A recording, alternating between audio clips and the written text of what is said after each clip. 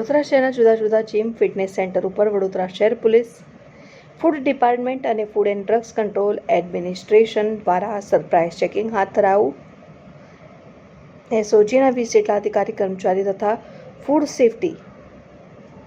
Officer 8 કર્મચારીઓ અને drugs inspector 4 તથા કર્મચારી સાથે જોઈન્ટ ટીમ બનાવી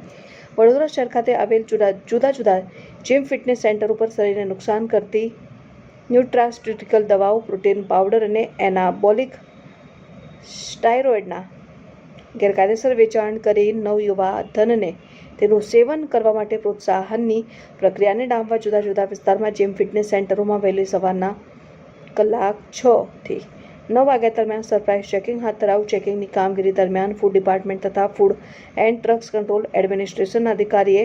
જીમ ફિટનેસ સેન્ટરોમાં સંચાલકો થકી વેચાણ કરવામાં આવતા પ્રોટીન પાવડર અને હેલ્થ સપ્લિમેન્ટ અને જેનેરિક ન્યુટ્રિશન પાવડર અને પ્રો બ્રસ્ટ પાવડરનું જરૂરી ચેકિંગ કરવામાં આવેલ.